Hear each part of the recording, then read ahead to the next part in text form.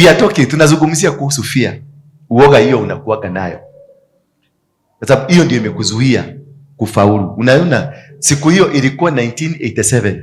Ni 87 207 mpaka sasa ni miaka ngapi? Around 15 years. Hapana, hii ya 92.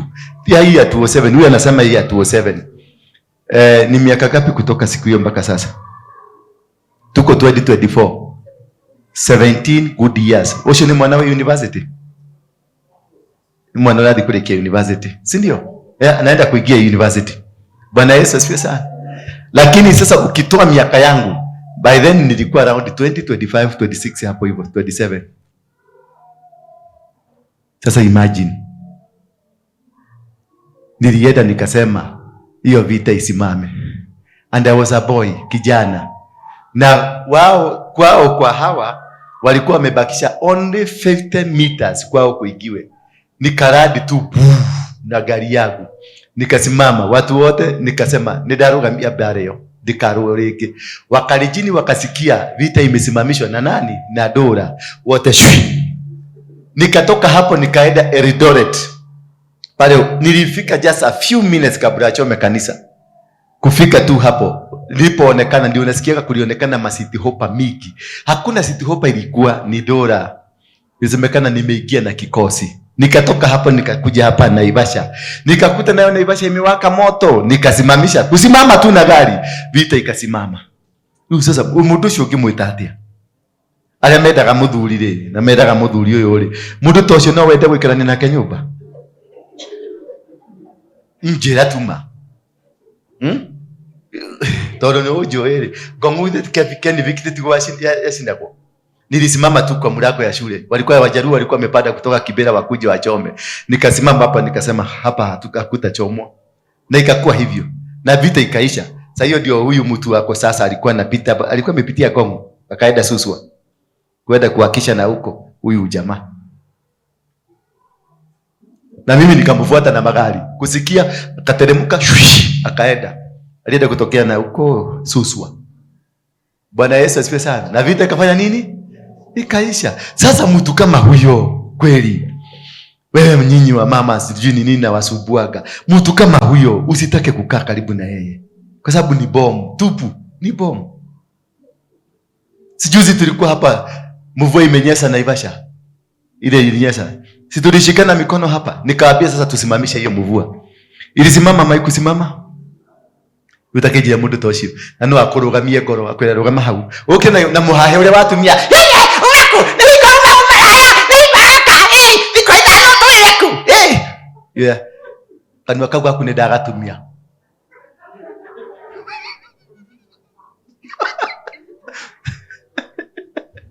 wala ziweza conquer your fear. Mimi mwenzako conquer your fear, yani kushinda vita. Wewe mwenyewe ushinde the fear that is in you. It is the greatest disease that conquers you. The greatest problem si eti wewe ni maskini, sio eti wewe hauwezi, sio eti wewe hauwezi kufaulu, but in you kuna shida, kuna tatizo, kuna ugonjwa inaitwa fear. Na hiyo fear ndiyo imekusababishia matatizo. Ati kwa sababu ulisikia hapa, mimi nilikuwa kijana, nilisimamisha Moi mwenyewe. Damu ya Moi nikasimamisha. Mimi nilikuwa kijana nikasimamisha kila kitu, nikasema hakuna vita. Because I knew in me I got a power. And in this power I can be able to use this power to conquer, to win, to destroy, to dismantle. In Jeremiah 1:10 nasema nini? See, today I have set you over nations and over kingdom. To do what? To destroy, to dismantle, to kuvuja, kuharibu, kuteketeza, kisha kuinua na kujenga. Ndio naonaga natembeaga kama ndogo ya jaba hapa nikietoka hapa. Si mnaonaga sina bodyguard? Kama kuna mtu angekuwa na jina kama yako, angekuwa na bodyguard hapa. Mmoja angekuwa David, angekuwa amesimama hapa, amekaa. Mwingine hapa. Na mwingine hapa.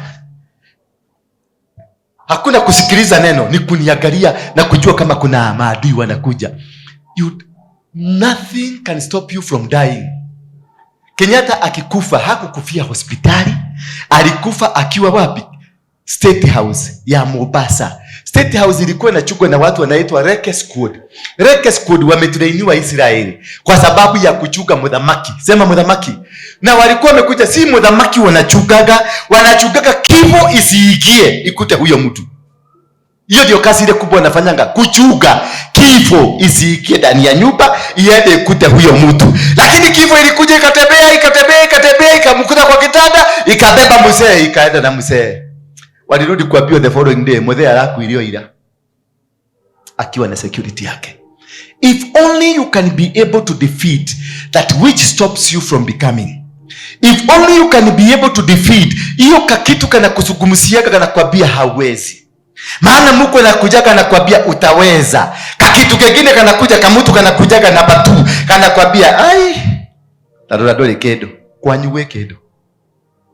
Gideon akaambiwa na malaika na Mungu ya kwamba you are going to win this battle. Naye Gideon akauliza, kwetu sisi, our family, mimi ndio mdogo sana, and in our family, klani yetu, it is the least. How are we going to win this battle? Mungu akamwambia, man of valor, weja bayaita wenu okolo, because him he knew they have come from a little clan. Him he knew he is the least in the family, but God he knew this is a man of valor. Kwa hivyo wewe kule mbinguni kuna venye unajulikana. Wewe kule mbinguni kuna watu wa Mungu wanakujua tofauti na hivyo unajulikana. So don't look down upon yourself. You are a giant. You are somebody powerful. You are somebody who can do things and move. Bwana Yesu asifiwe sana. Wakati nilitaka kufungua kanisa watu walikuja wakaniambia, "Kai, Dora, ati ukahikureke." Nikamwambia kanisa, "Kirafu kana kanitha." Nikamwambia kanisa, "Dora, waroige, wamokeke, ufungue kanisa, nani atakuja?" Si ukisema kilabu ya Muratina, kwa sababu hao ndio kirasi yako inaweza kuja. Nikamwambia naenda kufungua kanisa. Mungu ndiye ameniambia nikafungue kanisa. Wale ambao niliwaambia siku ya kwanza hakuna mtu anikaribiaga. Ikabidi mpaka nikatafuta mtu anaitwa Don kwa sababu alikuwa mlevi. Nikamfungulia kanisa ni kama nimejificha na Don. Mimi lakini nimejificha na nani? Na Don. Because in me ule mtu alinizungumzia, aliniambia, "Dora, kanisa watu wakuje kusikiliza Dora." That's how we did. Watu wakuje kusikiliza Dora. Wa mugike kariki uranyuregera guthukira. Nikamwambia hapana, mimi nimesikia Mungu ameniambia nikafungue kanisa. Akaniambia, wewe unahitaji Dr. Frank Jega akuangalie hakiri mzuri, maana kanisa wakati utatangaza jina kanisa hata polisi watakuja kukushika. Maana wewe nani anaweza kukuja na unajua historia yako kule umetoka na Mugike, na unajua historia yako ya maneno yako baya. Nikamwambia mimi nimesikia sauti ya Mungu amesema tufungue kanisa. Bwana Yesu asifiwe sana. Na nikaanza mkurumisho uzuri, nikakutana na wamama kama Naze pale, nikakutana na kina Karo, kina Koki, nikakutana na wao ndio walikuja wakaniambia tutakusikiliza. We were 7 and we started it, and from then it has been fire. Bwana Yesu asifiwe sana. From then it has been fire. So do not fear. That kafia hako kamutu kana kuzungumziaga kana itagwa fear. That is what has caused you to suffer. You are not supposed to be poor, but you are poor because somebody else called fear spoke to you. You are poor because you are supposed to go to Mombasa to start a business, but kuna kitu fear ilikwambia, Mombasa kuna majini, Mombasa kuna mapepo, Mombasa utaenda Mombasa tukikia hauwezi ukatoka. Kuna kitu kalikuzungumzia. Kuna kitu kalikwambia, Mungu alikwambia nenda Girigiri ukaanzishe kazi huko, ukaambia kule Girigiri ni kubaya. Kuna kitu ilikwambia. That is the fear, and this fear does not come from God. This fear does not come from God, it comes from the devil. This is what that has contained you. This is what has destroyed you. And because of this fear, unajipata unauza your destiny, unauza your birthright.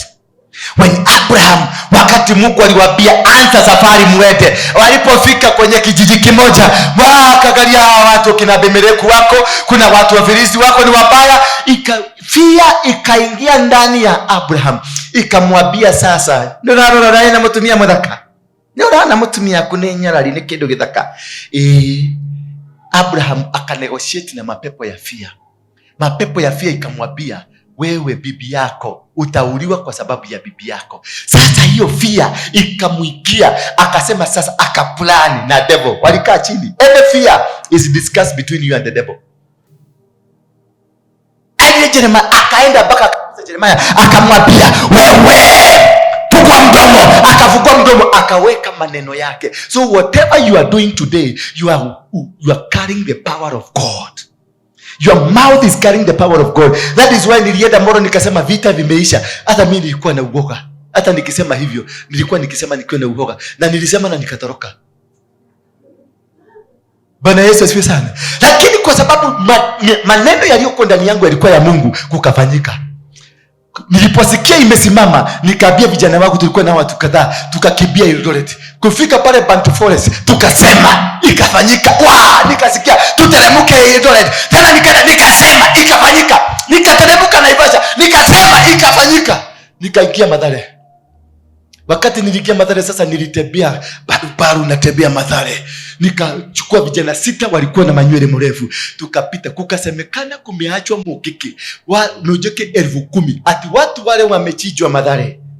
Watu wale wamechijwa Mathare. Dunia imepasuka. Dunia imeisha. Hiyo ruma ikatembea. Wajaruo waliingia wote kwa mabasi wakienda Kisumu. Wote. Nani vijana 6 na mimi. Walikuwa na rasta, mimi sijaikuwa na rasta. Vijana 6. Tulipita tu Mathare kukatanisha katikati hivyo. Na ripoti ikafika huko. Because there is something that is in me that God uses so that he can perfect his will upon mankind. There is something that is in you that God uses so the will of God can be perfected to mankind. Because he has chosen you. He says, I have got good plan. The plan that is in God for you, it is a special plan. That is why you can never be defeated. That is why nobody can raise a finger against you. That is why nobody can be able akuja ati akustue. Hebu tumeni hawa walikuja wanistue, waambie wakuja. Na wabiaga, mnajua Dora, by the way. Hata introduction yangu tukienda mahali makanisa, mjuge pastor tarutare joke kanitha gwaku aje kuga ni majige story ko justify ati mundu no ehitie na mundu no okiacenjie na mundu no agire riuri ukahierugano ati go prepare andu psychologically ati nigetha matigagukue uru na matikauga urokire na mundu wa Mugiki ikindi mwiri na akahitha. I want to bring you the greatest man of God, Pastor Hezekiah Waroingi. Kana Pastor Hezekiah akahitha Waroingi nigetha gutikamenyekane kana ni mundu wake.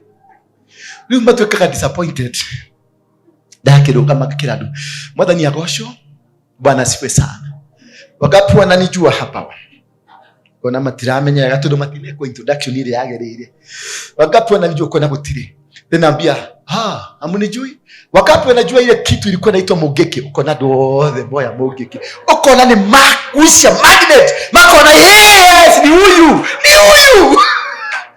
Because tell people where you have come from. When you tell people where you've come from, you conquer your fear. Because where you've come from, it will speak to you. Tell you, don't get a quarry. No imagine where you are Mugiki. No quarter quarry. No ukwira tu ate. No imagine tu the nimego da makanida. My one, uyu ni munuri wale munene wa Mugiki. Start it. Mimi naitwa Dora Waroingi.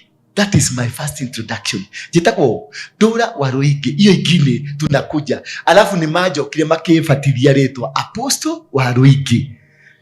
Start with your identity. Because that is how God wanted you to be.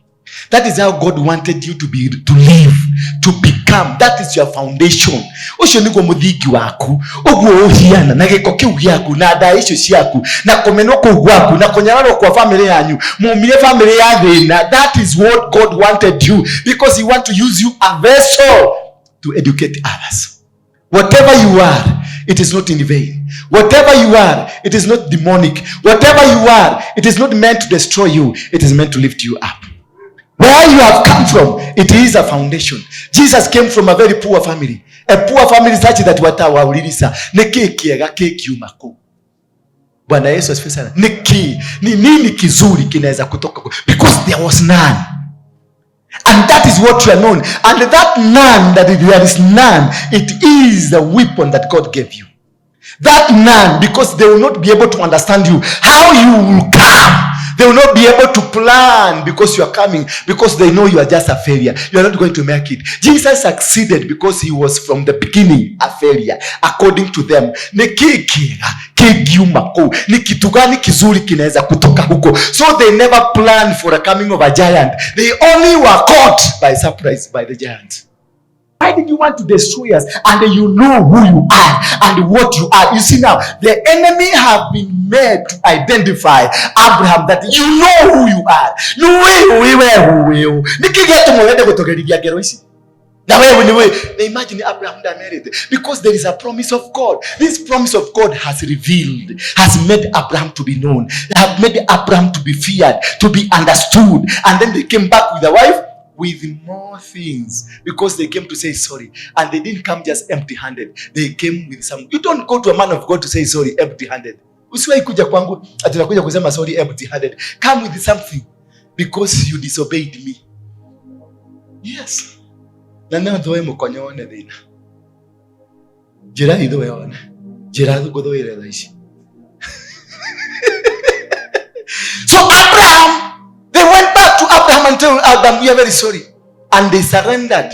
Na wakamwambia sorry. And from there, the seed that Abraham planted continued in the family. What you do today will come to haunt your family, or will come to be a blessing to your family. I was Mungiki not because I wanted to be in Mungiki. I was in Mungiki because my grandfather was General Waroinge. He's the one who founded Mungiki. Hello? Did you get that? My grandfather, who is about 200 years ago, he's the one who started Mau Mau. He's the one who started the author of Mau Mau. Ndio walianzisha wakiwa na Kimathi, wakiwa na Mathenge na wakiwa na Itotia. Watu 7 Mau Mau generals who are all first cousins. They're the ones who founded Mungiki, Mau Mau. And because of whatever they planted, reincarnated in me. Nikatoka, nikachomoka, na nikichomoka na kiwa na kitu kinaitwa Mungiki. So hicho kitu kilikuwa kinakuja kinasimamisha vita kule kwenu. Si mimi ni huyo nguka. No waruga magia bara. Ni mukuru gukira andu acio.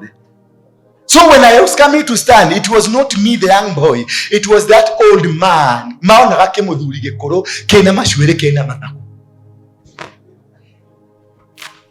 Bwana Yesu asifiwe. So ask yourself, matuko ya wekaga wetao.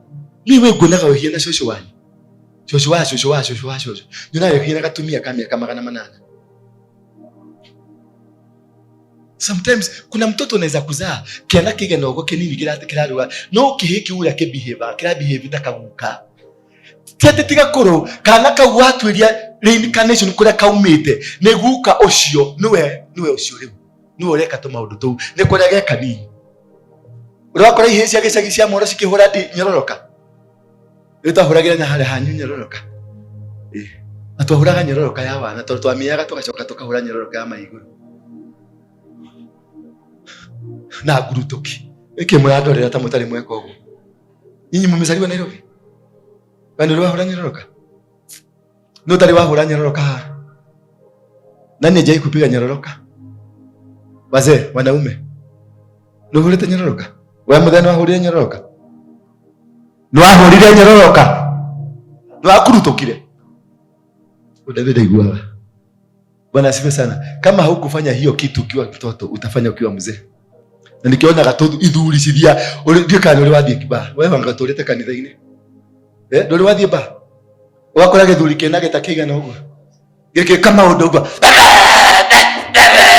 kimuthuri kiwo gikihura bisho tware kwake mucie wire ciana ciake ati uyu ni wetha ugo magoga bana uyu ti baba tondu ndahurire nyororoke kihi ahurire nyororoke ba. So Abraham akauza bibi yake kwa njia ya uongo, kisha mateso yakamwanza, and he started the war of a lie that he has planted. As he grew, alizaa mtoto anaitwa nani? Isaac. Isaac naye kwa sababu ile mbegu ya uongo ilipandwa, ikaingia, iligerminate in Isaac. Isaac did exactly what his father did. Hello, sijui kama mnaielewa. Is somebody getting me? That Isaac planted the same seed. Isaac naye akaenda akakutana the same people wa Filisti na akapatiana mke wake na akasema, akaambia mke, "Odio ugewe sister yako." The same story from the father, the same story to the son. Some of the problems you are facing today, they are not your problem. Some of the challenges you are facing today, they are not your challenge. You are not the founder. These things were founded by your own mother. That is where you find your character. Kama sasa mimi nilikuwa napenda wanawake sana. My grandfather had 13. Hello? My father had 2, wale tunajua. Umwetelea kwa na wewe. Meda kwa story taisio makena muno. And because of that, I became a prostitute. I became a womanizer. Why? Because it was not me, but the spirit Yaguka came in me. Because all the activities, it was my grandfather. So whatever that he did will come to me and be operational. So whatever you are today, go and check yourself backward. See, was it a seed that was planted by your grandmother? Are you a seed of your grandfather? Are you a seed of your mother? Are you a seed of your great people? Uko nyuma kabisa. What kind of a seed are you? Who planted you? Umeta kwarereko. When Isaac lied also, it happened like what happened to his father. And from that, the seed continued. When Jacob was born by Rebekah, God said, in your womb, there are 2 nations. One I love, one I hate. Then when the boys were born, Jacob came, Esau came. Esau was the firstborn who was supposed to take the blessings of the family. But because there is a seed of a lie, the mother Rebekah carried the seed of a lie, transferred it to Jacob, and Jacob lied to the father. And he took away the blessing. These lies that we speak, these small things about tunafanya, it will cause you to lose your birthright. It will cause you to lose your future. Your destiny can be destroyed. Jacob, he swindled, akaiba the blessing of his own brother, and he ran away. When he ran away, what happened? The same seed germinated in his uncle called Laban. The seed of lie. This man worked for 7 years because of a girl. Laban never told him at the dokaku woyo uyo atadiete. The man worked tirelessly for 7 years, and he made Laban to be so rich. He made Laban to have so many things. And when he was about to pick the girl, at the only day that was in a kaire to go, we na kioko kiega. Mware wanyi na no yore. No mukuru. Ni mware wanyi na. Ni adiete. Asha. Kino gikarebe. Tiga muhae. Agekiwa dokene ageno na akadie todo. He is determined to go, but there is something that holds you. Sometimes we determine to go, we determine to become, we determine to go somewhere. Neturenda kukinya iroto-ini citu, neturenda kukinya kuria Ngai aturathimire, but there is something that always drags you behind. When you want to go, there is a force that pushes you. Urenda guthii ugakora wina mathire, urenda guthii ugakora wina divorces, urenda guthii ugakora kwina kindu, kwina mathina maumira. You want to go, but there is something holding you. And it is not that we are not successful. We are successful. If you gauge yourself, we rore kinyore we hubete tagitoka no nduri na pesha muko. Urekera guo cia tene nicio ureganirie nacio. Bwana Yesu asifiwe sana. Ndorekera guo cia tene tondu wagurite tene guo icio riria utabangite kwanja kumagara. Riria utabangite kwanja kumagara, ngoma iria ciaragia kwanyu iti kwaragiria. Chikakwariria riro kanjiriria thabari. Uguo no ugure gakuo kega, no ugure tuthuti twega rira utarambiriria thabari. No muthenya uria ukanjia thabari ni ndaumagara. Niguo ngoma cia kwanyu cigoka. Niguo kaigwa ciocio wa kwanyu agikwariria. Hello. When Jacob wanted now to marry, that's the spirit of the grandfather. Ikaanza kuongea. The spirit of Abraham spoke. And remember, it is all involving wives. Now, when he want to take this wife to go with him, the spirit of the grandfather ikakuja, ikashort change. Akaambia sasa kaa chini tena fanya miaka 7. If you want this one, sit down for 7 years. The question here is, how can you live in a place for 7 good years na ukose ku understand the culture of the place, the language of the place, and every structures of that place, 7 good years utariwamenya. Is it possible? It is 7 years utariwamenya kinya kigo gya kugeithania gaitura riu ati ndungemenya gikari na wikara kwa kari miaka 7. Ndungemenya giturukana uge ejoko miaka 7 wikarite kwa turukana ndungehota kuga ejoko. Bwana Yesu asifiwe sana. Because of the spirit of a lie of the grandfather, the man was blind. When there is a spirit that is operating in your life, it tends to blind you. You don't see the possibilities. You don't see the future. You don't see where you are going. You don't see the achievement. You don't see anything. So this man worked blindly kwa Laban. Akafanya kazi kwa Laban blindly. He never moved because he was blind. Alikuwa anafikiria tu okaire tu kaka gadinako. He always believed and dreamed. He could even go kwa kakibuko kake. Anakatwa kiinua miguu akijanga chenga. Agekama zoezi. Riria akakuwa kaire tu kaka. Maundu maria makaja kohiandeka malume bibi. Little did he know he has 7 more years. Hello. Then it happened to him when he was about to pick the girl, then he was told, you have to work. If you want this one, you must take this one. Imagine, he was forced. If you want this one, you must take this one. Ikakuwa package. Akafikiria nayo ni joke ya 2 years ama ni joke ya 1 year. Then he was told another good 7 years. So this man, Laban, was using what is in Jacob. Because Jacob was born an investor, not like his brother Esau, who was born a gatherer, a hand-to-mouth person. The spirit that was in Esau was a spirit of a gatherer, a hunter and a gatherer. That is a hand-to-mouth. Ask yourself, if you don't have any business, is it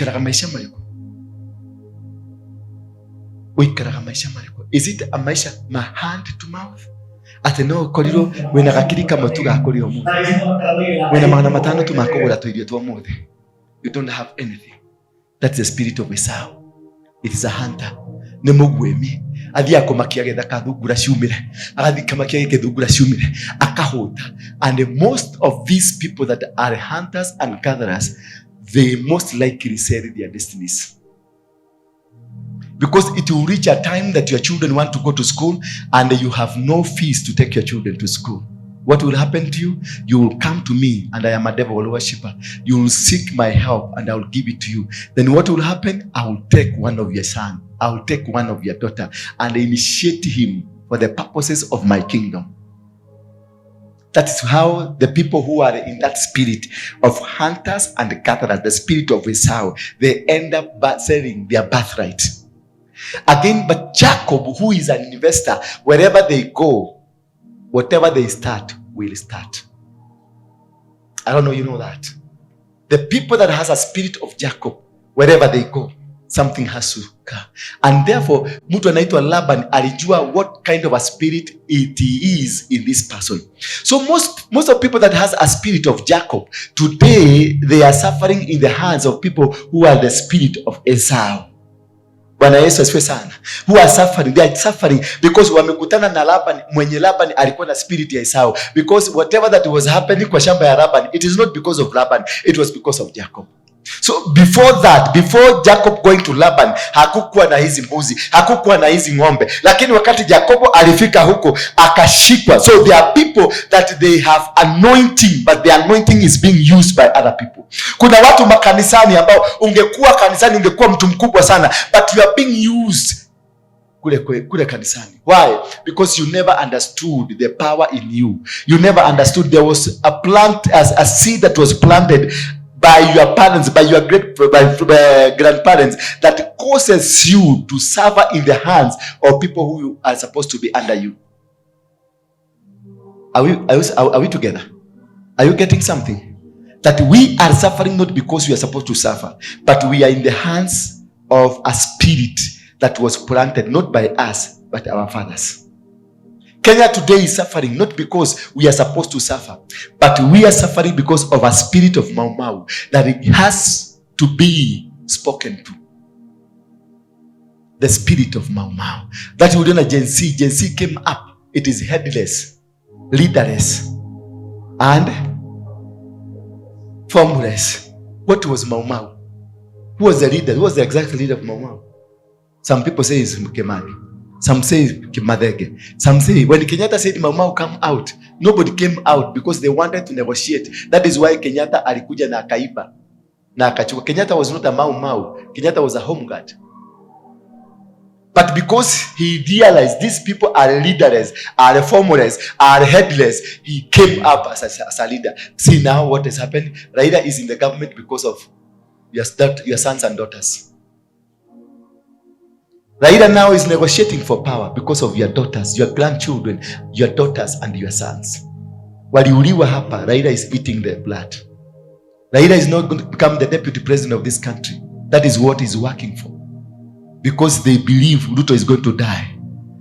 They believe that Ruto, because he may be having some health problems. Hello? He may be having, it is in public domain, he has a healthy problem. And they have calculated his days.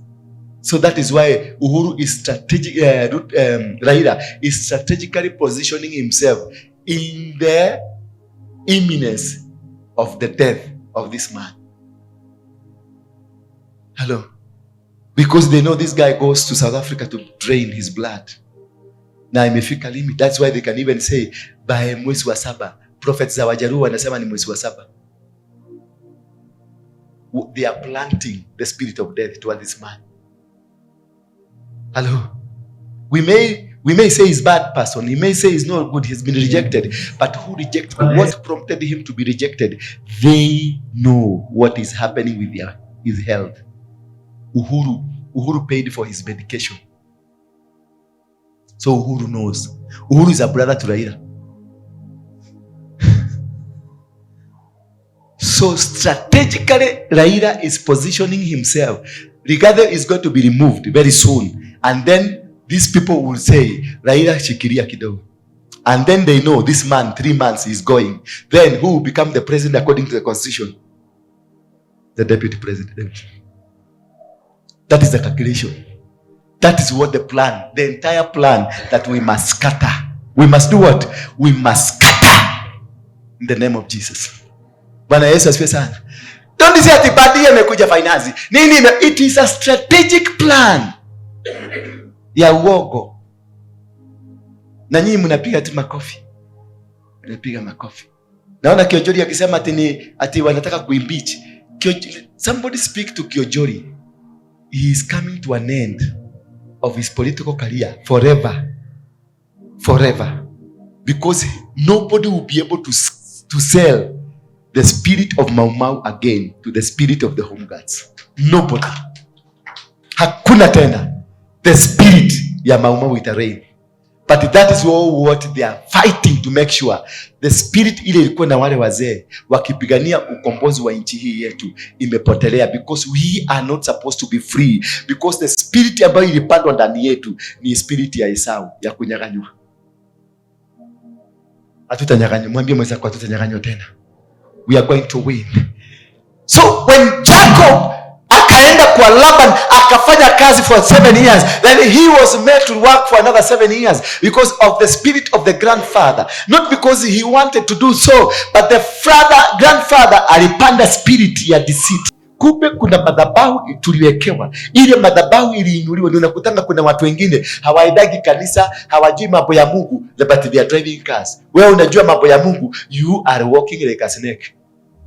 Radi na magolo tanyamo yade. Na ni wewe Ngai, oe Biblia kuma Genesis to there baka huko mwisho. Waragia kigo kiregethe waragia kigo kia Ngai. Kiregethe kiuma gakanwa-ini gaku nginya muthire waku uthiaga ta Bible. No thina ugotambaga guku ta thuya na ndutu na ndara. Tondu ndwaigirwo kigongona kingikugitira. Ti kihonoko gitumaga ugie mbeca. Ti kihonoko gitumaga wikare wega. Ni kigongona kiria kiaragia kwanyu. Wako kwanyu kwaragia kigongona gia thina ona ungihonoka. Kigongona gia thina gigutura muturire-ini waku. Wako kwanyu kwaragia kigongona giotoka uingiraga Nairobi tu kwa irathimo. Andu aria maikaraga Runda na rinyu muikaraga Mathare, tondu ingi ndona muikaraga Mathare na Kirogo na kuria kungi, mumire gicagi Gutire mundu taumire gicagi. Halo. Kwanyu niko. Nyeri. Ewe. Ugo mumete gicagi. Ugo nyu mumete gicagi. Mundu ria wiruda aumire gicagi. Daumire matu iguru. Mundu ria muthaiga aumire gicagi daumire matu iguru. Na mundu ria mathare na korogoco na kuria kibira ona umire gicagi. Matua ma kuria na uria ugutura ni magongona maria maragia kwanyu. Ukona githomo giaku na degree. Now everything that you need on earth you have them. Supportive document you need, but you will never get rich. Why? Because there is an altar that speaks against you. You will not make it. Jacob, he lived with Laban. Alipotoka kwa Laban, he came out a rich man because kuna vitu alibeba. Na alipobeba mahali alifika akaona dali kwa brother yako dogo thiko uragwo niki tondu wa kigokona kia maheni kia guka wao. Bwana Yesu asifiwe sana. Ogo if you are deceitful na ukiaga ugogo ni kigokona tiwe. Ugikora mundu araria maheni atetwasha manena no maheni tiwe ni kigokona kira kiragia wako. And you must be able to understand what is this that causes me to anguka. Nikijaribu kwenda hivi na anguka, nikijaribu kufanya hivi na anguka. There is an altar that speaks.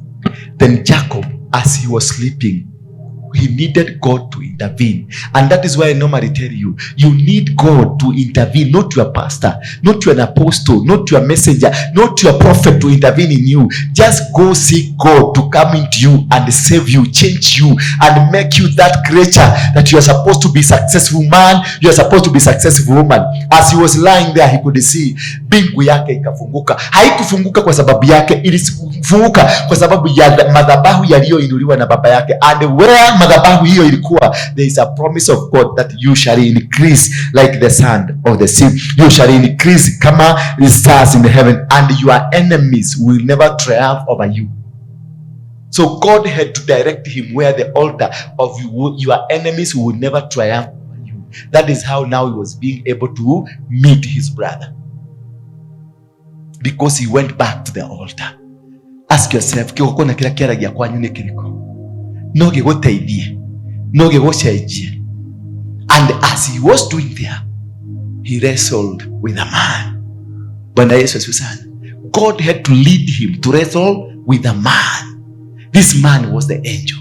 Remember, because of the altar of deceitful, the deceit of his grandfather, when this angel came to him, aliona bado ni mtu, na wakaanza kureso, wakaanza kupigana, walingangana the whole night. There are angels that come in the night, and walingangana the whole night. Nuli wangangana na kedu ginya kalika kwa neke, alingangana akangangana lit na hakujua, because the spirit and the altar that was in him was the altar of deceit. He continued to deceive himself, to defeat himself, until God himself came and spoke to him by breaking his jaw. Nejo ka neke yeti niki. Yeah? Apa? Hip. When God discovered this man is very stupid, I have come to rescue him, and he is not understanding. But because he was a child of destiny, God must come. Lazima angekuja kumrescue. Walingangana usiku mzima. Wakangangana because kwake, unajua ilikuwa pale, alikuwa ni karibu na itora ya Sodom. So leo ni kemo dromege ashiriye neke kirenda nawo kududha. So mdogo tofa Jacob alikaa kwa ukuta, akasema ukuta lida hapa na mimi ningangane na mtu. Wakangangana mpaka wakati mtu aliona kemodo geke ndiko keile noko ngangana akavuja mguu. Some of us come from these altars tumaka makokona ine mayato unokuru. Ya wakinya mwisho niko mumenya corridor aharigwe kuvuja makokona. Todo kumutio kete ni ndo akonyeda. Mukete ni ndo amathina maria mamwe ni uri muiketio ni mathina. Otherwise mugere kwa Harrison nganga todo ni waikaraga matuini. Ya mwana ku. Mugere kwa Wairimu.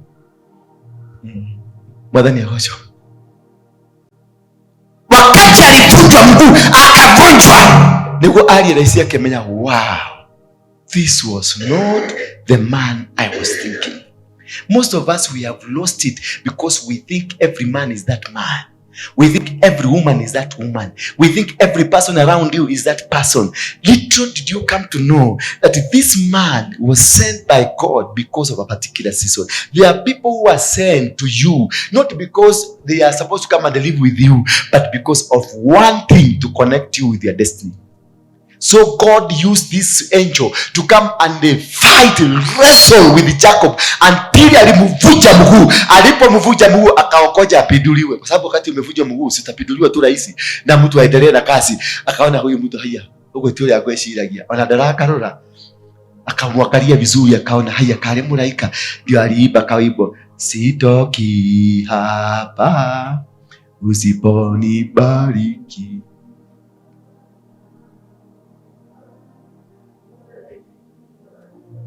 Sitoki hapa.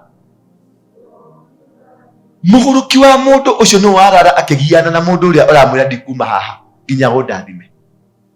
Most of us, that is what is happening to us.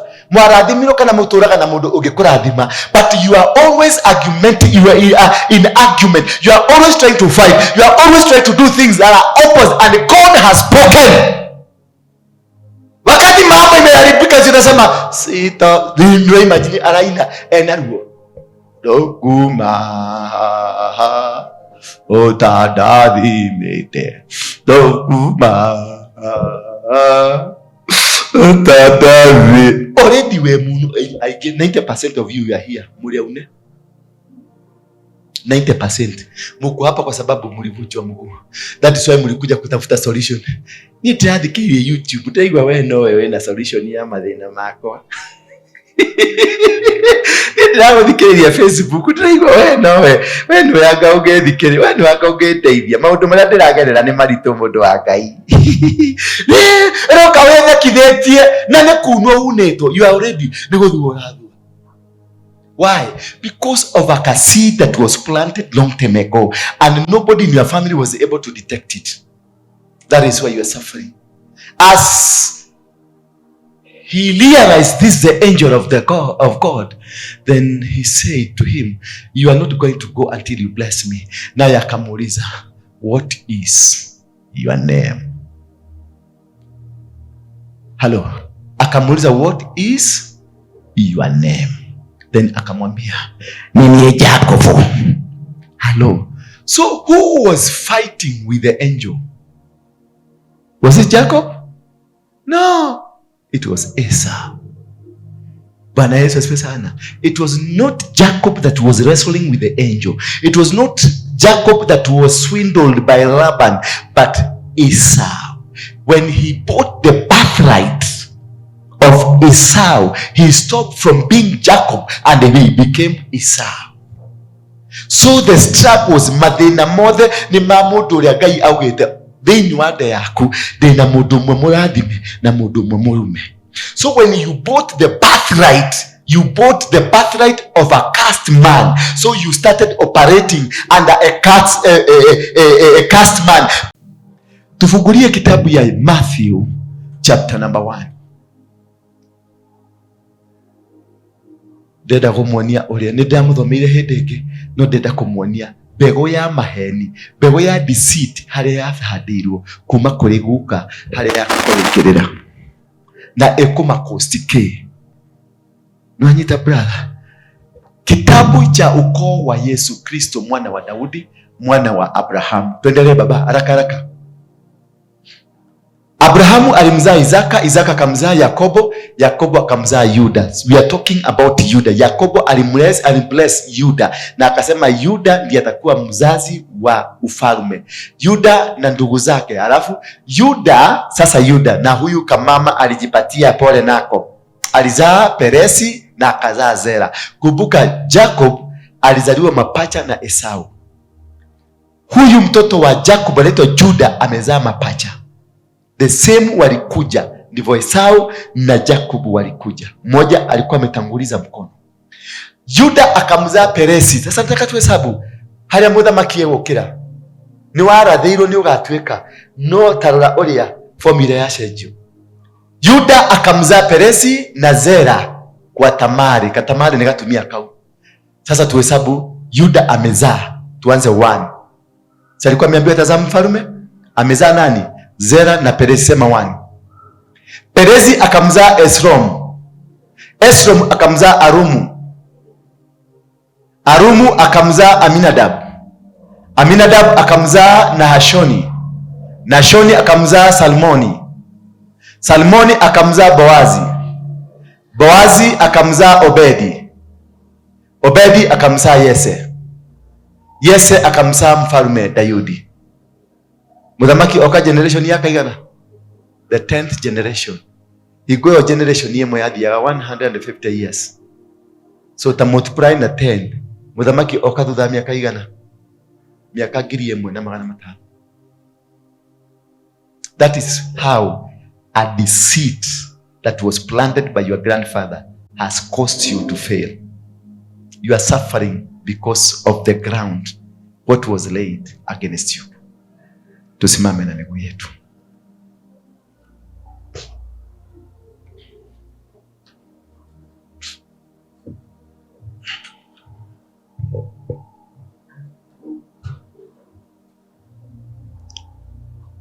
Wangapi wamesikia kubarikiwa? Wangapi wameona? Wamejiona tu. Umejipika kimira. Amira. You have mirrored yourself and you have seen why you are suffering. Yes.